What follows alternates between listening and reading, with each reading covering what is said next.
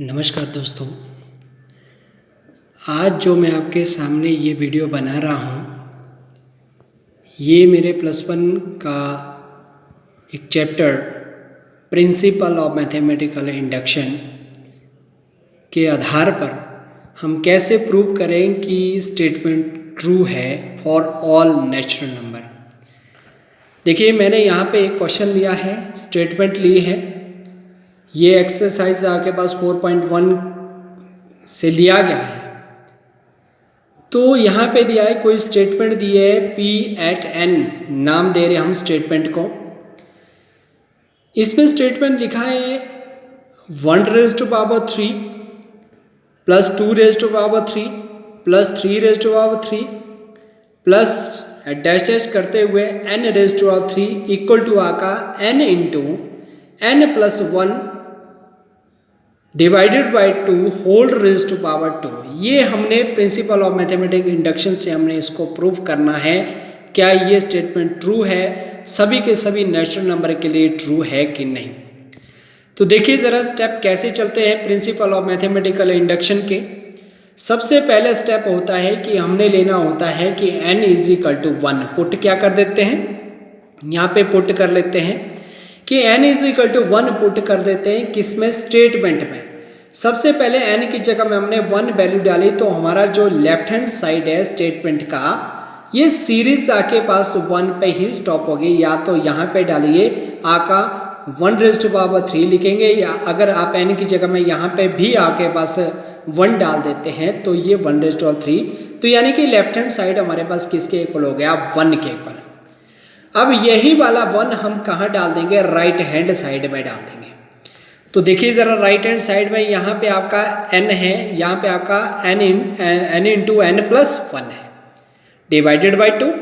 तो जब हमने यहाँ पे डाल दिया 1, यहाँ पे डाल दिया 1 डाल दिया, आपका 1+1 डिवाइडेड बाई 2 होल स्क्वायर, तो ये वैल्यू सॉल्व करके 2 निकल गया। आप इसको सॉल्व कर से 1+1 आपका 2 बन गया, और ये बाहर से 1 है तो आपके पास ये बन जाएगा 2/2, तो उसका होल स्क्वायर है, कैंसिल हो गया, 2 से 2 कैंसिल हो गया, 1 हो गया, 1 का स्क्वायर हो गया।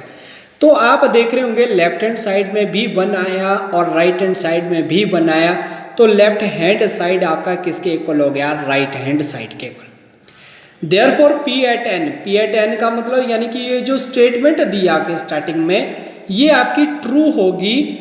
P@n is true for n = 1।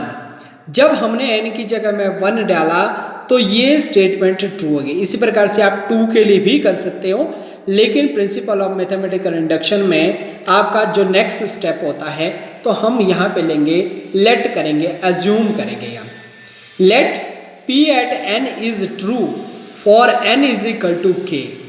माना कि जो आपकी स्टेटमेंट है वो किसके लिए ट्रू है, जब हम k ले रहे, कोई बीच में से वैल्यू लिया, हमने 1 लिया, हमने कंटिन्यूटी में 2 नहीं लिया, 3 नहीं लिया, बीच में से ले लिया, मान लेते हमने 10 ले लिया। उसी तरह से हमने यहाँ पे क्या ले लिया, k।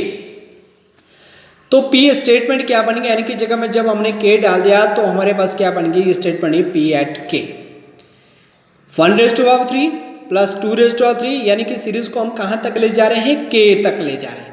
तो n की जगह में पहले ही आके स्टेटमेंट क्या तक दी थी, n तक, तो यहाँ पे क्या तक ले जा रहे हैं, k तक। तो यहाँ पे हो गया 3⁻k, और हमारा n की जगह में पर्टिकुलर जो आपका n है उसकी जगह में आपका आ गया k आ गया, और ये k+1 है, आप कंपेयर कर सकते हो। तो उसका स्क्वायर ये हमने मान लिया ट्रू है। तो ये ट्रू है तो ये इसके इक्वल बनेगा, ये चीज़ ऐसी बनेगी।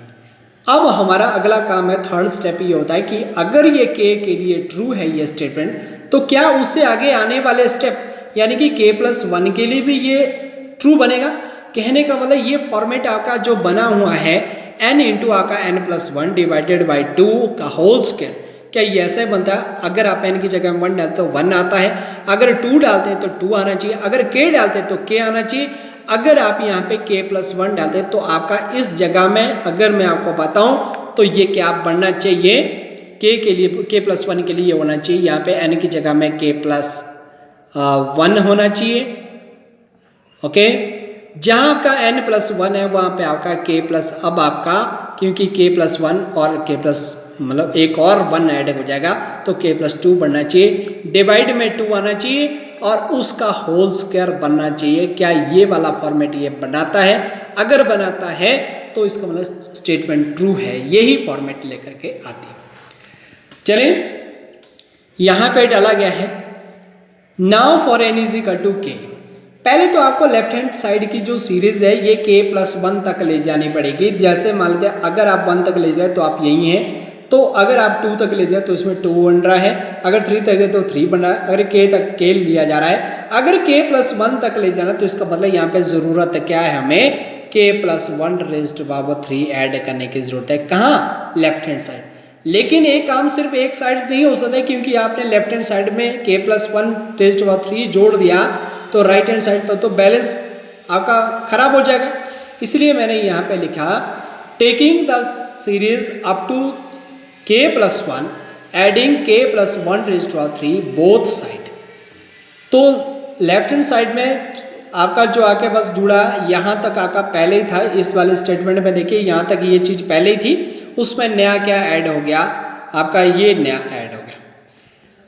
यहाँ तक 3 रेज़्ड टू पावर k तक, यानी कि आपका इसका सम ऑलरेडी पहले आपके पास इसके आधार पर देख लीजिए ये तो सेम है, इसमें भी क्या नया ऐड हो गया, ये हो गया। अब सीरीज तो आपकी k+1 तक जा चुके, वो तो रहेगी वैसे। अब क्या ये वाला फॉर्मेट बनाता है कि नहीं बनाता, इसके लिए हमें राइट हैंड साइड सॉल्व करना है। कौन सा फॉर्मेट? ये वाला फॉर्मेट। क्या ये चीज़ बनती है इसके अंदर, वो देखना है। तो इसके लिए हमने राइट हैंड साइड को सॉल्व किया। इसका हमने पहले तो इसका स्क्वायर ओपन कर दिया, k² हो गया, k+1 का स्क्वायर हो गया, डिवाइड में आपका 2 का स्क्वायर 4 हो गया, इसमें ऐड आपका k+1 रेज़्ड टू पावर 3 हो रहा है। अभी इसके बाद जो स्टेप है तो उसके बाद हमने इसका जो 4 आपका डिवाइड था उसका एलसीएम ले लिया, एलसीएम के तौर पर आपका 4 यहाँ है, यहाँ भी आ जाएगा। अब यहाँ पे k+1 का स्क्वायर यहाँ और यहाँ से कॉमन आ जाएगा तो बाहर निकाल दिया, यहाँ से क्या बच गया, यहाँ पे k² और यहाँ पे आपका 4 है, यहाँ पे k+1 का स्क्वायर बाहर गया तो ये बच गया k+1। इसको सॉल्व ओपन करने के बाद ये फॉर्मेट आपका इस तरह का बन गया और इस वाले के क्या कर दिए, फैक्टराइज कर दिए। तो फैक्टराइज करने के बाद 2 फैक्टर बने k+2 k+2। आपका k+1 का स्क्वायर आपका ऑलरेडी था तो k+2 का भी स्क्वायर बन गया, इसका भी स्क्वायर है, इसका भी स्क्वायर है, इस 4 का बना दिया हमने 2 और यहाँ डाल दिया होल स्क्वायर।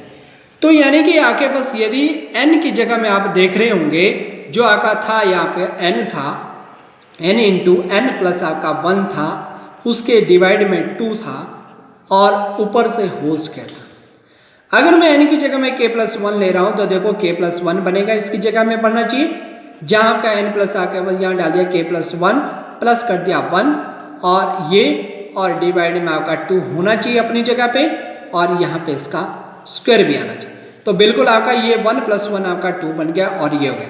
तो P at n is true for all n is equal to k+1 के लिए ये स्टेटमेंट ट्रू होगी।